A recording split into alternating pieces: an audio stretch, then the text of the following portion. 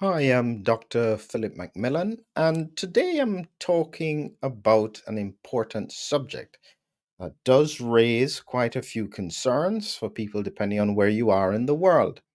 And it's why I think that an Omicron lockdown is almost inevitable.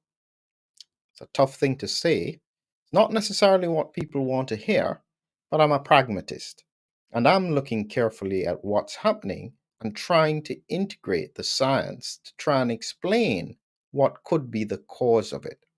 So, what I'm going to be covering today is some basics about the virus and secretory IgA, and critically, I'm going to be sharing an important paper here that was just published on the 21st of August about Omicron infection following vaccination enhances a broad spectrum of immune responses dependent on infection history. Complex point, but this was a study, an excellent study done in Sheffield, the United Kingdom. They've done a great job here, a really important piece of work, and I am looking at it, I guess, in an objective way. It's a complex topic, so I'll try and break it down as simply as I can, even as I try and interpret all the bits of it. So you have to be patient with me as I try and put the pieces together. So before we go any further, I'd just like to remind everyone that coming up this Saturday and Sunday, 2 days of our conference, post-vax/long COVID Congress. Now, listen, this is an extremely important Congress, especially in the context of trying to understand what is happening with regards to the pandemic. And so we're bringing people from all across the world who will be coming together. These are scientists, these are researchers trying to find solutions, trying to understand where we are in the pandemic. The reality is that we are facing a situation where we don't have a clear plan B. Our plan A is what we have executed since 2021, and we can see where this is going now. We have a problem. But let's try and see if we can understand what is the problem, because it may give us some clues as to how we can approach trying to find solutions. So, again, as I said, I'm focused on a few small bits about this research paper. So, just a reminder again, this is the paper here done in Sheffield, published on the 21st of August. So, that's just a day ago. And essentially, I always check with regards to the support. This is a properly supported paper. There's no conflict of interests, and they've done good work here. It's not a huge study, and they've used participants from a number of different sites across the UK. The main point is that they were looking at triple vaccinated healthcare workers. Okay, and they were looking at these individuals and following them, looking at different immune responses to try and understand how this works in the context of the COVID infection. So before we go any further with it, I just want to remind you of a few basic principles. So again, we've got here a coronavirus. And the coronavirus here is this circular gray bit, and on the surface, these blue dots are the spike protein. This is a cross section of the coronavirus. This is the spike protein. What you have to notice as well is that stuck on the surface of this bubble of the virus are other proteins called the membrane protein. And then there's the envelope protein. And then there is inside of it a nucleocapsid protein. Okay? The reason this is important is because in order to understand the kind of antibody responses, it's important to remember that vaccination purely did the spike protein. And so, therefore, you would only expect spike specific responses after vaccination. In theory, you shouldn't see anything else. So, this is the basics of the virus. The next thing that I want you to understand is how the immune system works. And I break it down into two parts here. Again, this is someone's head cut through, and we can see inside the upper airway. And this is where the infection will usually start in the upper airway in the nasal passages, and then it will spread down into the lungs or outside to other people. This part, this lining, this mucosal lining, is where we have mucosal immunity. Okay, it's a very important point. When people talk about immunity, they seem to think that it's the same as systemic immunity, that's in the bloodstream through the lymph nodes and so on. No, there is another layer here, and that layer is called mucosal immunity. You can consider it like a skin inside the nostrils. And that's the first layer that the virus would have to penetrate in order to cause infection occurring in the rest of the body. So it can infect the cells in the nasal passages, but if you have adequate mucosal immunity, what will then happen is that the virus can't penetrate it. So it can only stay in the upper airway and not get into the bloodstream. And believe me, that's the most important thing that you have to achieve when it comes to the spike protein. Doesn't matter the source, you've got to prevent it from getting in the systemic immune system. So, the other piece of the puzzle that I want you to understand is that about secretory IgA. So, again, this is similar. This here represents the lining inside the, say, nostrils, and these are the cells that help to produce mucus that forms a layer. And then these little red dots here, or red lines, represent secretory, free secretory IgA. Okay.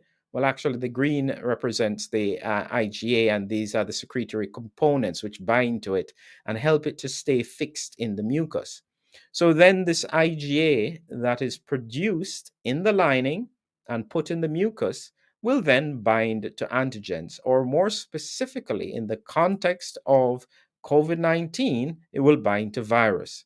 So, the combination of the mucus layer, these antibodies that are binding to virus, this is how the mucosal immunity works. Plus, it has other layers inside the cells to prevent infection. So, it's an extremely important and sophisticated immune system. That's the basics of what happens. So, now with that in mind, I come back to the paper. So as I said, this paper here was produced in Sheffield. Again, they did a good paper looking at it. They were again looking at exactly how the immune system was responding to Omicron infection in people who had hybrid immunity or who were triple vaccinated. Okay, they split them up into groups. Those individuals who had previously been infected and those who had not, what they call infection naive vaccinees. Now, these were all healthcare workers, okay? So it was a multi site cohort of triple vaccinated healthcare workers in the United Kingdom. The first thing that you have to realize when you see that is that if there were healthcare workers on the front line at that point, up to the point of vaccinations, it's a very low probability that they had not been exposed to virus. So that's a really important point. Why would they call them infection naive? It was because they didn't have any IgG antibodies in the systemic immune system, remember?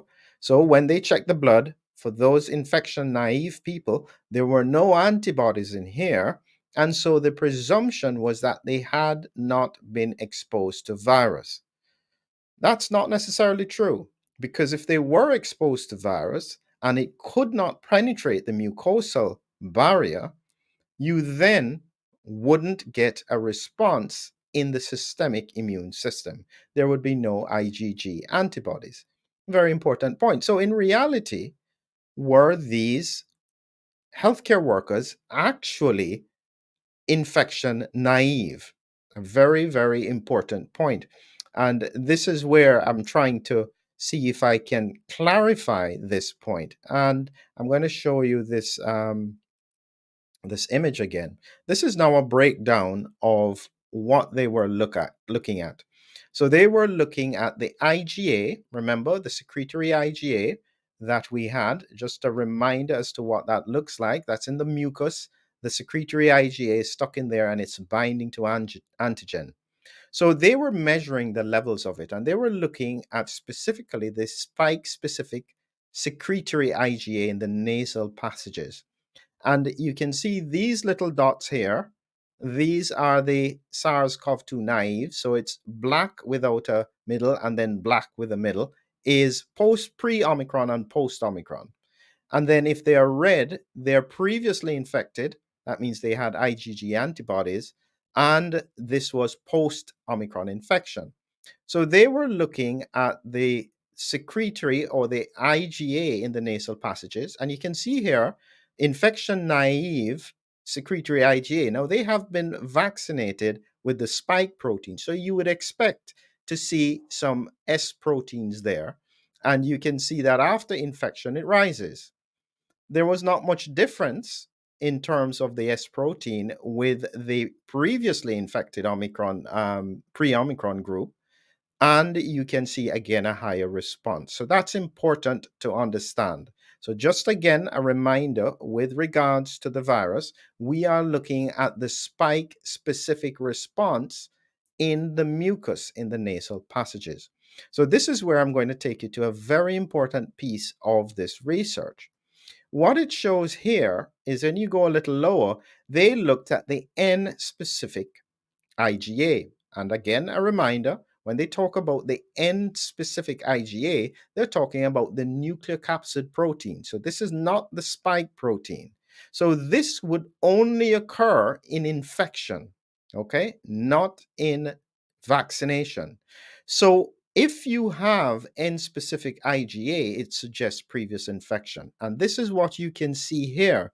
So in this cohort here, they can see, even though it's a low number, all of the patients who apparently had not exposure did have N specific secretory IgA, which would suggest to me that they were infected previously. They just didn't have symptoms and they didn't have an antibody response in the serum. That's a very, very important point. And so this is where we have to be very careful to try and understand exactly how the immune system is working and integrate these critical bits of information to try and work out, well, what does it mean? A scientific person, whatever their perspective, should be asking the question, if we have done over 13 billion vaccinations, why in the world is Omicron still circulating, especially in highly vaccinated regions? Is there something about the immune system that may have altered after vaccination that could be a contributor to this? Because scientific observer will realize, if you look at countries that have low vaccination, certainly countries in Africa, Papua New Guinea, there is no circulation of Omicron. And this is because they have adequate natural mucosal immunity. The virus is struggling to penetrate. It's not that they can't get infection, but it doesn't seem to last and it doesn't get into the systemic immune system. So here is the bit that I want to leave you with, because you can look at the paper yourself, but I'm highlighting what I think is the problem. When you looked very carefully at this, is now a comparison of immune responses in the prior Omicron infection in vaccinated SARS-CoV-2 naive and previously infected individuals. In both groups now, and this is the point, they're looking at the neutralizing activity in plasma of these antibodies. And what they're finding is that actually there are four groups they're testing here: ancestral, which is meaning the Wuhan original virus. And I think that actually I need to make this bigger so that you can see this. This is very important if I can make this bigger. So this is the neutralizing plasma here. So this here is ancestral. That means the original Wuhan virus. This is BA1, BA2, BA5. And when we look at the neutralizing activity in plasma, it is strongest in the context of the ancestral strain of the virus. It's weakest for BA5. This is what we had seen before in a study that was done similarly in London, looking at the the antibody response with regards to Omicron infection. And it seems, therefore, we've got a situation where the immune system is so primed towards the original variant of the virus that it can't seem to get out of it, and therefore is struggling to be able to neutralize Omicron. This is fundamentally what makes the most logical sense to me, because you can't have a situation where antibody levels are occurring. There are very high antibody levels after vaccination and even after vaccination and infection, but the virus is still circulating. It doesn't make any sense.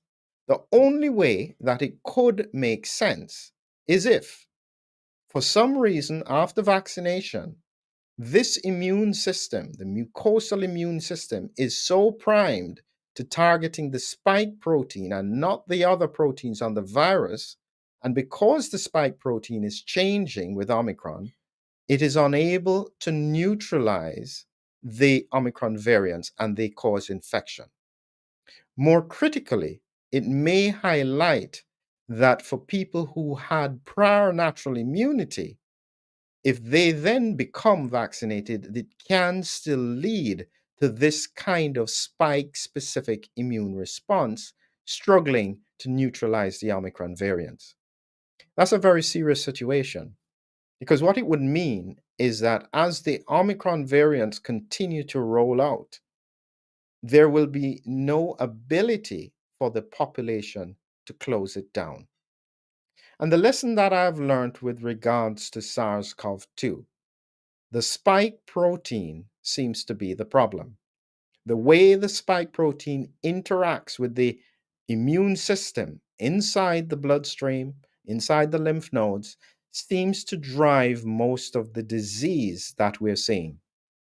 That's why I would say when, not if, it's my prediction, when we see the mortality starting to significantly rise, they are going to lock down. No matter if it's fair or not, I think that this is what they will, that it's the only response that they know at the moment, because there is no plan B. That's the saddest part of this situation. Without a plan B, we are all stuck. What do we do? Again, as I close out, just reminding you all, the post-vax long COVID Congress, we have these experts from across the world who are thinking about exactly these points and trying to figure out solutions for it. Register at the link below.